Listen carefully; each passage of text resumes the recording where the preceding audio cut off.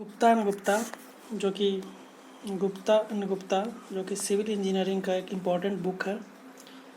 Civil engineering का एक important book है, उसी का चैप्टर है कंक्रीट स्ट्रक्चर या concrete technology and design.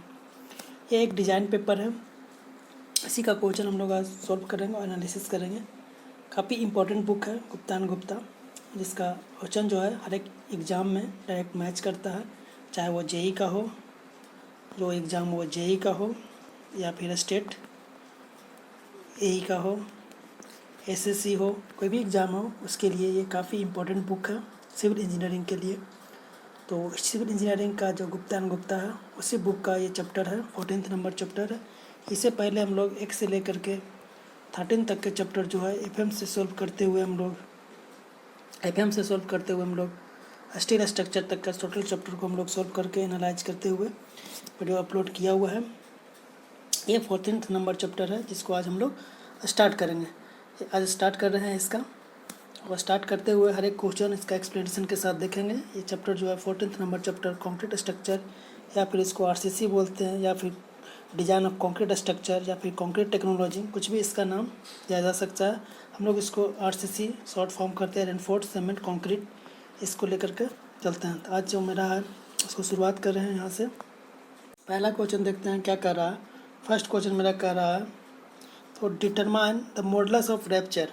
Modulus of rapture जो होता है, मॉडुलस ऑफ रैप्चर होता है फ्लेक्सुरल स्ट्रेंथ को बोलते हैं। जो फ्लेक्सुरल स्ट्रेंथ होता है उसी को मॉडुलस ऑफ रैप्चर बोलते हैं। ये बोल रहा है to determine the modulus of rupture size of test specimen. जो साइज होता है टेस्ट स्पेसिमेन का, जो क्यूबिकल साइज, उसका साइज कितना होता है, मॉडुलस ऑफ रैप्चर निकालने के लिए जो सैंपल लिया जाता है उस स्पेसिमेन का साइज़ कितना होता है वो पूछ रहा है।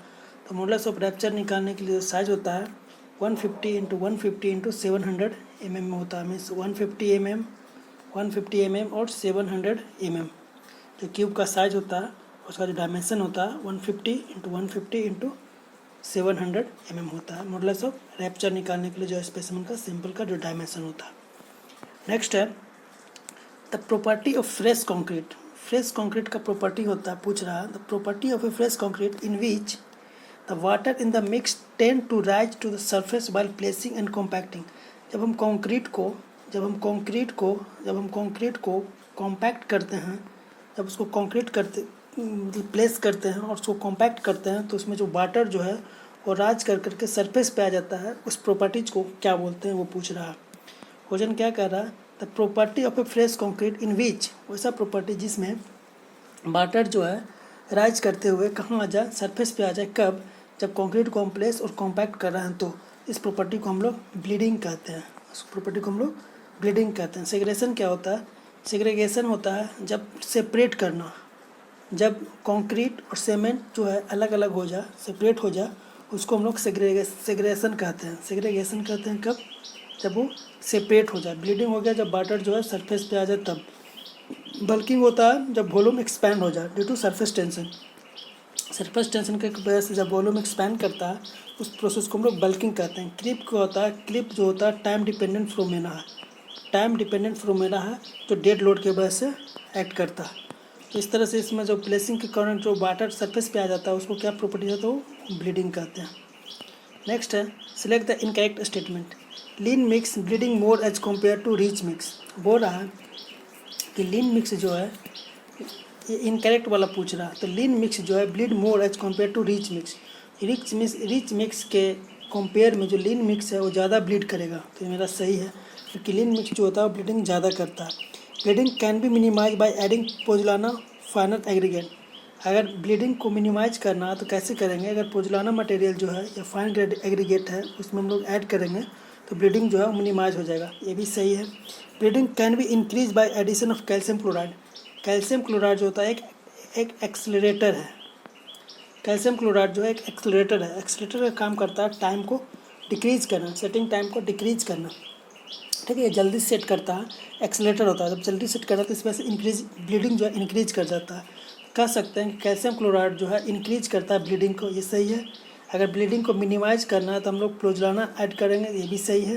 और लीन मिक्स जो होता है वो ज़्यादा ब्लीड करता है किसी को कंपेयर में रिच मिक्स में, ये भी सही है। यहाँ पे इनकरेक्ट पूछ रहा था, तो इनकरेक्ट इसमें कोई नहीं है, तो इस तरह से डी इसका आंसर हो जाएगा। नेक्स्ट क्वेश्चन पे आता है। नेक्स्ट क्वेश्चन मेरा क्या कर रहा है, नेक्स्ट क्वेश्चन क्या कर रहा है, the property of the ingredient to separate from each other while placing the concrete. अभी हम लोग देखे थे जो ऐसा प्रॉपर्टी जो सेपरेट करता है इंग्रेडिएंट को, उसको क्या कहते हैं, तो उसको सेग्रेगेशन कहते हैं। सेग्रेगेशन कहते हैं, जो प्रॉपर्टी है वो एक दूसरे को सेपरेट करता है, तो separate ingredient known as segregation.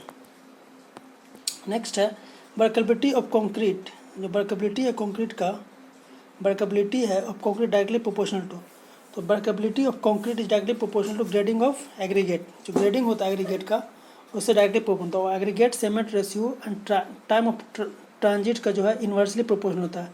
इसको कर सकते हैं इन्वर्सली प्रोपोर्शनल होता है, किसका, एग्रीगेट सीमेंट रेशियो और एंड टाइम ऑफ ट्रांजिट का इन्वर्सली प्रोपोर्शनल होता है। और डायरेक्टली किसका हो गया, ग्रेडिंग। जैसा जितना बड़ा ग्रेड लगाएंगे, जितना ज़्यादा ग्रेडिंग बढ़ेगा उतना ज़्यादा वर्केबिलिटी बढ़ेगा। नेक्स्ट है workability of concrete is inversely proportional to, inversely पूछ रहा है तो टाइम ऑफ ट्रांजिट का इन्वर्सली प्रोपोर्शनल होगा, अभी हम लोग देखें। और water cement ratio, the air in the mix and size of aggregate, अभी हम लोग देखे थे, इसका डायरेक्टली प्रोपोर्शनल था, इसका डायरेक्टली प्रोपोर्शनल था किसका, वाटर सीमेंट रेशियो। एयर जो होता है, अगर कंक्रीट में एयर मिक्स किया जाए तो वर्केबिलिटी मेरा डायरेक्टली प्रोपोर्शनल होता है या बढ़ जाता है। साइज ऑफ एग्रीगेट का बढ़ेगा तो मेरा वर्केबिलिटी बढ़ेगा। तो इन्वर्सली पूछ रहा था तो टाइम ऑफ ट्रांजिट का इन्वर्सली प्रोपोर्शनल होता है। नेक्स्ट है approximate value of shrinkage strength. Shrinkage strength का अप्रोक्सीमेट वैल्यू कितना होता है, 0.00035। जो श्रिंकेज स्ट्रेंथ पूछ रहा है तो 0.00035, ठीक है। इसी में अगर मैक्सिमम स्ट्रेन पूछता, मैक्सिमम स्ट्रेन जो होता है वो कितना होता है, 0.003। ये होता है maximum strain in beam, maximum compressive strain. अगर मैक्सिमम स्ट्रेन पूछा जाए, मैक्सिमम स्ट्रेन पूछता तो कितना होता है ये 0.003, बट ये श्रिंकेज स्ट्रेन होता है 0.00035। श्रिंकेज स्ट्रेन पूछ रहा है तो होता है 0.00035, दैट इज बी। नेक्स्ट है एयर इंटरमेंट। अभी हम लोग देखे थे एयर जो होता है वर्केबिलिटी को इंक्रीज करता है, तो कंक्रीट को इंक्रीज क्या करेगा, वर्केबिलिटी, स्ट्रेंथ को डिक्रीज करेगा। और इसी में अगर देखा जाए तो एयर इंटरमेंट जो होता है कंक्रीट में अगर डालते हैं तो क्या करता है, वर्केबिलिटी को इंक्रीज करता है, स्ट्रेंथ को डिक्रीज करेगा, ठीक है। तो इस तरह से इसका आंसर ये हो गया। नेक्स्ट है the relation between modulus of rapture, splitting strength CS and direct tensile strength CT is given by. तो अभी इसमें देखते हैं modulus of rapture. Modulus of rapture अगर FCR से डिपेंड कर रहा है तो FCR बराबर हम लोग जानते हैं कितना होता है, 0.7 under square root FCK। FCK क्या होता है, कैरेक्टरिस्टिक स्ट्रेंथ होता है, ठीक है, 0.7 FCK। और ये अगर हम लोग इसमें अगर हम CS देखा जाए, CS क्या हो गया, स्प्लिटिंग स्ट्रेंथ। स्प्लिटिंग स्ट्रेंथ जो होता है, स्प्लिटिंग स्ट्रेंथ जो होता है FCS इसको इंडिकेट करता है, वो कितना होता है, 0.66 टाइम्स होता है किसका, FCR का होता है, 0.66 टाइम्स होता है किसका, FCR का होता है। और अगर डायरेक्ट टेंसाइल देखा जाए तो डायरेक्ट टेंसाइल अगर FCT का वैल्यू देखा जाए तो CR के रिस्पेक्ट में तो 0.5 FCR होता है। ये होता है फ्लेक्सुरल स्ट्रेंथ के फॉर्म में या मॉडुलस ऑफ रैप्चर के टाइम फॉर्म में। तो हम लोग देखें तीनों का वैल्यू अगर देखा जाए तो FCR का वैल्यू कितना हो गया, 0.7 अंडर स्क्वायर रूट FCK, ठीक है। और अगर स्प्लिट टेंसाइल स्ट्रेंथ का देखा जाए SCS का तो कितना आ रहा था मेरा, 0.66 FCR आ रहा था। और अगर डायरेक्ट टेंसाइल का देखा जाए तो कितना आ रहा था मेरा, 0.5 FCR। तो इसमें अगर देखा जाए सबसे बड़ा इसमें कौन हो गया, तो सबसे पहला बड़ा मेरा मॉडुलस ऑफ रैप्चर हो गया, स्प्लिट टेंसाइल हो गया, और तीसरा में कौन हो गया मेरा, टेंसाइल जो होगा, और डायरेक्ट टेंसाइल वो सबसे कम होता है। तो इस तरह से देख सकते हैं इसका जो रिलेशन है वो FCR मेरा सबसे ज़्यादा हो जाएगा, फिर CS, फिर CT, दैट इज B, ठीक है, दैट इज B इसका करेक्ट आंसर हो गया। नेक्स्ट है the approximate value of ratio between direct tensile strength and flexural strength. Direct tensile strength and flexural strength, direct tensile strength का भी हम लोग देखें, FCT का वैल्यू कितना था, 0.5 FCR। FCR क्या था, फ्लेक्सुरल स्ट्रेंथ। फ्लेक्सुरल स्ट्रेंथ को ही बोलते हैं हम लोग मॉडुलस ऑफ रैप्चर या FCR दोनों का रेशियो पूछ रहा है, तो FCR हो जाएगा, दोनों कट गया, बच गया 0.5, दैट इज 0.5। नेक्स्ट है strength of concrete increase with, strength of concrete जो है कैसे इंक्रीज करेगा, increase in water cement ratio, water cement ratio increase करने से क्या बढ़ेगा, तो वाटर सीमेंट रेशियो का इन्वर्सली प्रोपोर्शनल होता है, तो इससे ये डिक्रीज करेगा। तो स्ट्रेंथ ऑफ द कंक्रीट जो है वो डिक्रीज करता है जब वाटर सीमेंट रेशियो इंक्रीज करता है। तो increase the finance of cement, अगर फाइनेंस ऑफ सीमेंट को इंक्रीज करेंगे तो मेरा स्ट्रेंथ इंक्रीज करेगा, that is relation between the modulus of rapture FCR and characteristic strength. अभी हम लोग देखे थे FCR बराबर कितना था 0.7 एफ रूट सिक्के 0.7 एफ सिक्के, दैट इज आंसर हो गया इसका सी। यही अगर 0.55 था, ये किसके वैल्यू है, ये वैल्यू किसका है 0.5 एफ सिक्के, तो ये निकला था मेरा split tensile strength, that is FCS। और 3.5 में अगर करेंगे तो इसका कितना रहा था FCT, मतलब डायरेक्ट वाला का जो आ रहा था, डायरेक्ट स्ट्रेंथ जो था, डायरेक्ट टेंसाइल स्ट्रेंथ वो 0.35 FCK था। नेक्स्ट है the compressive strength of 100 mm cube as compare to 150 mm cube is always, 100 mm cube का जो कंप्रेसिव स्ट्रेंथ होगा ऑलवेज ग्रेटर होगा किससे 150 mm क्यूब से, that is B. According to IS 456 1978 के अकॉर्डिंग पूछ रहा है modulus of plasticity of EC का वैल्यू पूछ रहा है कितना होगा, तो EC के वैल्यू जो होगा अकॉर्डिंग टू 1978 के अकॉर्डिंग तो 5700 होगा। यही अगर 2000 के अकॉर्डिंग पूछता तो कितना होता 5000 root FCK, 5000 root FCK। Next है increase the moisture content in concrete, moisture content बढ़ा रहे हैं तो क्या स्ट्रेंथ मेरा घटेगा, तो यहाँ से कह सकते हैं कि अगर मॉइस्चर कंटेंट मेरा बढ़ा रहे हैं तो स्ट्रेंथ जो है मेरा वो घटेगा, that is A. As compare to ordinary Portland cement use of pozzolanic cement अगर यूज करेंगे तो क्या होगा वो पूछ रहा है। पोजलानिक सीमेंट अगर यूज करते हैं तो श्रिंकेज मेरा जो है वो इंक्रीज कर जाता है, जो श्रिंकेज जो है as compare to ordinary Portland cement के कंपेयर में अगर हम पोजलानिक सीमेंट यूज करते हैं तो जो श्रिंकेज मेरा है वो इंक्रीज करता है, increase the shrinkage. Admixture which cause early setting and hardening of concrete are called, वैसा एडमिक्चर जो अर्ली सेटिंग कर रहा है और हार्डनिंग, जो अर्ली सेटिंग मतलब सेटिंग टाइम को डिक्रीज कर रहा है उसको क्या बोलते हैं, तो एक्सेलरेटर बोलते हैं। रिटार्डर किसको बोलते हैं, जो टाइम को इंक्रीज करता है, मीन्स लेट में सेट करता है, इस जैसे इसको जिप्सम जो है एक रिटार्डर है, रिटार्डर का वैल्यू देखा जाए तो कौन सा हो जाएगा, जिप्सन जो है एक रिटार्डर है। एक्सेलरेटर देखा जाए तो कैल्शियम क्लोराइड जो होता है वो एक एक्सेलरेटर है। यहाँ पे admixture early setting and hardening के लिए कौन सा जिम्मेदार होगा, accelerator. The most commonly use admixture which prolongs the setting and hardening, prolong में सेटिंग टाइम को इंक्रीज कर दे या हार्डनिंग को इंक्रीज कर दे, टाइम को इंक्रीज कर दे, तो उसको क्या बोलते हैं, उसको रिटार्डर बोलते हैं, रिटार्डर बोलते हैं। रिटार्डर जो मेन रिटार्डर होता है वो जिप्सन होता है, that is A. The percentage of void in cement is approximately, void जो होता है सीमेंट में कितना होता है, तो 40% जो होता है वो वॉइड होता है, दैट इज ए। वॉइड जो होता है 40% वॉइड होता है सीमेंट में, डिस्टेम्पर में 60%, तो सीमेंट में वॉइड कितना होता है 40%, दैट इज बी। नेक्स्ट है strength of concrete after 1 year, strength of concrete after 1 year as compare to 28 days strength is about, 1 year के बाद कितना स्ट्रेंथ हो जा एज कम्पेयर टू 28 डे, कितना इंक्रीज करता है, तो 20 to 25% मेरा इंक्रीज करता है after 1 year as compare to 28 days, क्योंकि मैक्सिमम जो स्ट्रेंथ होता है कंक्रीट का वो जनरेट हो जाता है 28 डेज में, तो 1 ईयर के बाद बहुत कम ही स्ट्रेंथ होता है, तो यही कह रहे हैं कि 20 to 25% ही स्ट्रेंथ डेवलप कर पाता है 1 साल के बाद। Next as compare to ordinary Portland cement, high alumina cement को as compare to ordinary Portland cement, high alumina cement higher initial setting time से कंपेयर कर रहा है। तो ऑर्डिनरी पोर्टलैंड सीमेंट का जो सेटिंग टाइम होता है 30 मिनट होता है इनिशियल सेटिंग टाइम, और 600 मिनट होता है फाइनल सेटिंग टाइम, या कह सकते हैं कि 10 आवर होता है, ठीक है। इनिशियल सेटिंग टाइम 30 मिनट और फाइनल सेटिंग टाइम 10 आवर, ठीक है। लेकिन जो अगर हाई एल्यूमिना सीमेंट का देखा जाए तो इनिशियल सेटिंग टाइम कितना होता है इसका 3.5 आवर होता है इनिशियल सेटिंग टाइम, और फाइनल सेटिंग टाइम कितना होता है 5 आवर होता है। इसका 3.5 आवर और इसका कितना हो गया 30 मिनट और 10 आवर।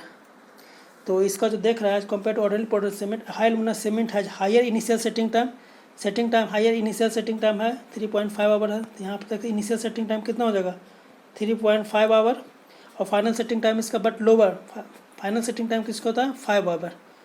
इसका फाइनल सेटिंग टाइम 5 आवर होता है, जबकि उसका जो होता है ऑर्डिनरी पोटेंट का उसका 10 आवर होता है। तो ये कम है, ये 30 मिनट होता है, दैट इज हाफ आवर, तो ये ज़्यादा है। तो यहाँ से कह सकते हैं कि इनिशियल सेटिंग टाइम जो होता है हायर इनिशियल सेटिंग टाइम सही है, इसका होता है एल्युमिनियम का कितना होता है 3.5 hour, but lower final setting time कितना होता है हाई एल्युमिनियम सीमेंट का 5 आवर होता है। तो इस तरह से ये मेरा सही हो गया। नेक्स्ट है modulus of rapture of concrete is, modulus of rapture को हम लोग फ्लेक्सुरल स्ट्रेंथ भी बोलते हैं, और इसका जो वैल्यू होता है कितना होता है 0.7 √f(c)k फ्लेक्सुरल स्ट्रेंथ का वैल्यू होता है मॉडुलस ऑफ रैप्चर का। तो modulus of rapture of the concrete is a measure of flexural tensile strength, direct tensile strength, compressive strength और फ्लेक्सुरल टेंसाइल स्ट्रेंथ। क्या मेजर करता है फ्लेक्सुरल टेंसाइल स्ट्रेंथ, इसका जो वैल्यू होता है 0.7 √f(c)k।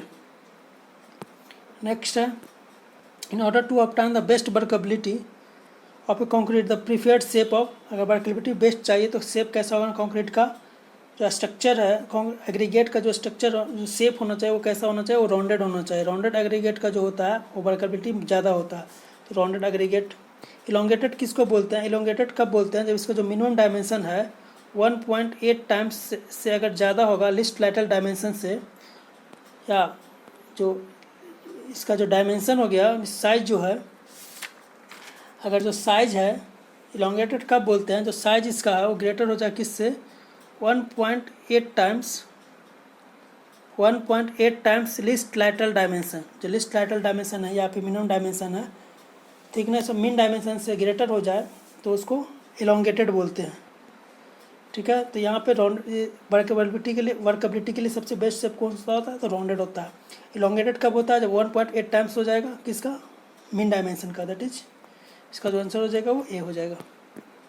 नेक्स्ट है the effect of adding calcium chloride in the concrete. Calcium chloride क्या होता है, अभी हम लोग देखे थे कैल्शियम क्लोराइड जो है एक एक्सेलरेटर है, कैल्शियम क्लोराइड जो होता है एक्सेलरेटर है। क्या करता है टू इंक्रीज श्रिंकेज, तो एक्सेलरेटर का काम होता है श्रिंकेज को, एक्सेलरेटर का काम है टाइम को डिक्रीज करना, मीन सेटिंग टाइम को डिक्रीज करना। जब सेटिंग टाइम डिक्रीज करेगा तो श्रिंकेज इंक्रीज कर जाएगा, सही है। इंक्रीज द सेटिंग टाइम को डिक्रीज करता है, क्योंकि ये सेटिंग टाइम को डिक्रीज करता है और जल्दी सेट करता है, एक्सेलरेट कर देता है सेटिंग टाइम को, मीन सेटिंग टाइम को कम कर देता है। दैट इज 1 और 4, इसका आंसर देख लेते हैं 1 और 4, दैट इज बी। नेक्स्ट है bulking of sand is maximum the moisture. Bulking of sand maximum कब होगा, द मॉइस्चर कंटेंट 4% रहता है, तब इसका बल्किंग ऑफ सैंड मैक्सिमम होता है। फाइनल ग्रेडिंग ऑफ सीमेंट, अगर फाइनल ग्रेडिंग करते हैं तो effect only the early development of strength, effect only the ultimate strength पे कोई इफेक्ट नहीं करता है, अर्ली डेवलपमेंट है उसी को इफेक्ट करेगा सिर्फ, effect only early development, ultimate पे कोई इफेक्ट नहीं पहुंचेगा। इस तरह से इसका आंसर ये हो जाएगा। नेक्स्ट है पॉइसन्स रेशियो फॉर कंक्रीट। पॉइसन्स रेशियो जो कंक्रीट का होता है वो कितना होता है, ऐसे देखा जाए तो इसका जो वैल्यू होता है 0.15 से लेकर के 0.20 तक होता है। पॉइसन्स रेशियो जो होता है कंक्रीट का 0.15 से लेकर के 0.20 तक होता है। और increase with richer mix, decrease with richer mix, ये जो होता है इंक्रीज करता है रिचर मिक्स के साथ, इंक्रीज विथ रिचर मिक्स रहेगा तो उसका पॉइसन्स रेशियो इंक्रीज कर जाता है।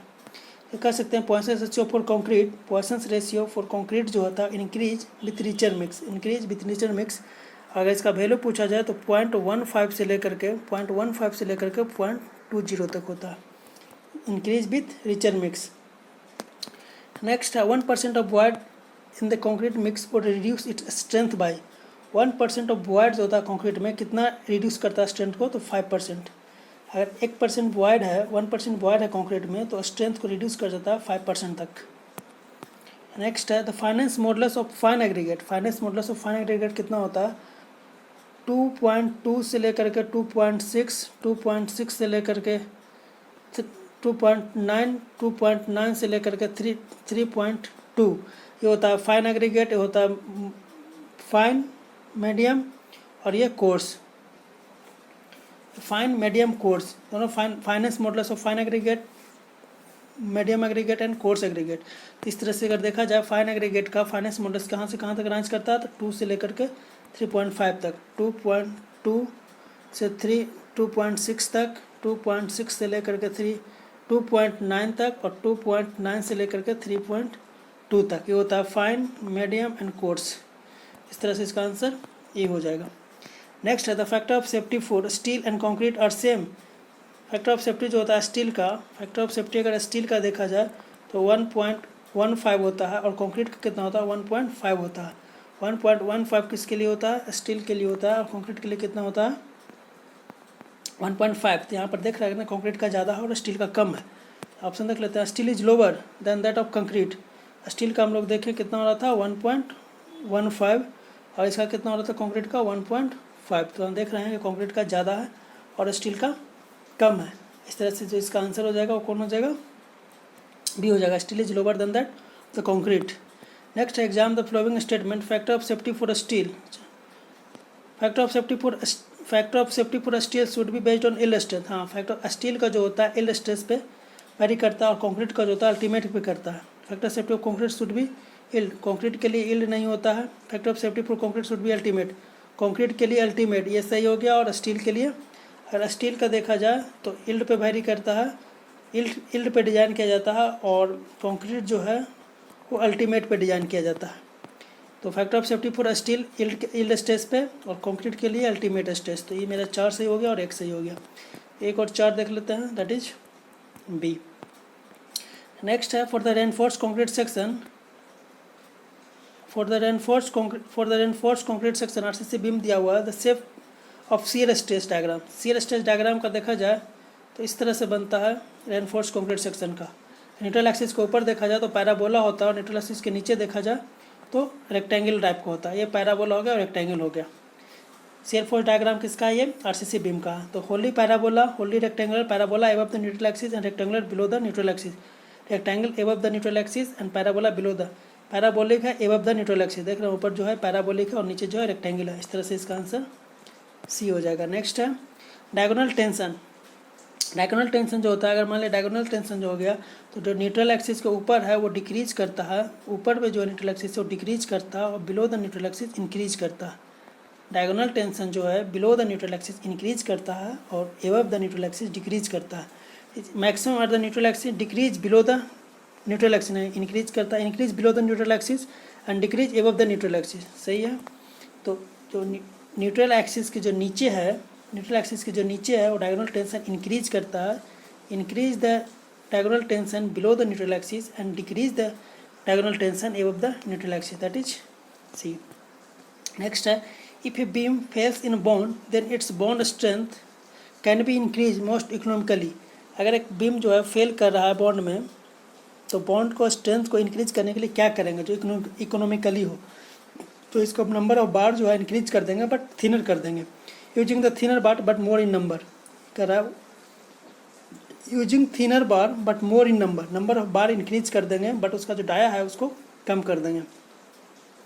मोर number of thinner bar, that is B.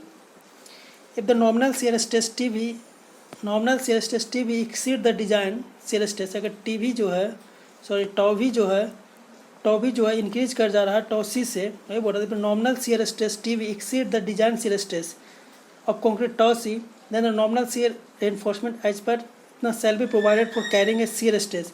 Shear stress में कितना करेंगे तो टॉ भी माइनस टॉ सी कर देंगे, टॉ भी माइनस टॉ सी प्रोवाइड करेंगे अगर इससे इंक्रीज कर जाएगा तो टॉ भी minus tau C, that is C. यहाँ पे अगर देखा जाए तो टॉ सी मैक्स का जो वैल्यू होता है कितना होता है 0.62। अगर यहाँ पर देखा जाए टॉ सी मैक्स का अगर वैल्यू पूछा जाए कितना होता है तो 0.62 अंडर रूट एफ सी के टॉ सी का मैक्सिमम वैल्यू होता है एफ सी के। नेक्स्ट क्वेश्चन पे आते हैं, क्या कर रहा है, if the depth of actual neutral axis in the beam is more than the depth of critical neutral axis. क्या बोल रहा है, the depth of actual neutral axis, जो एक्स एक्चुअल है वो क्या बोल रहा है, actual in beam is more, ज़्यादा किसके depth of critical neutral axis than the beam is. जब एक्चुअल न्यूट्रल एक्सिस बड़ा हो जाए क्रिटिकल एक्सिस से तो इसको कहते हैं over reinforce section, over reinforce section. ये हो गया ओवर रेनफोर्स सेक्शन। यहीं पर अगर एक्स ए कम होता एक्सिस से तो क्या होता अंडर रेनफोर्स सेक्शन, बट यहाँ पे मोर है तो इसको हो जाएगा ओवर रेनफोर्स सेक्शन। इस तरह से हो जाएगा ओवर रेनफोर्स सेक्शन। बैलेंस होता है जब दोनों बराबर हो जाएगा।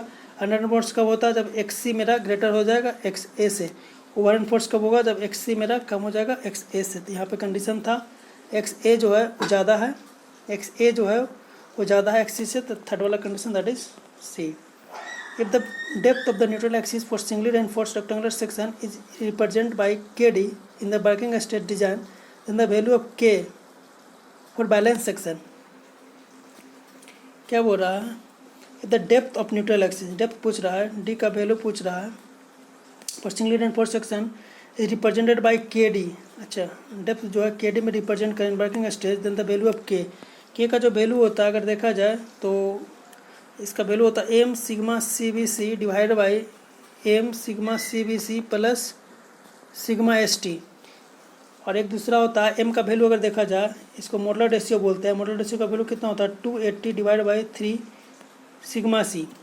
इसको काटेंगे तो ओवरऑल जो के का वैल्यू आ रहा है तो के का वैल्यू इसको काट के देखा जाए के का जो वैल्यू आता है 93.33 divide by 93.33 plus sigma S T.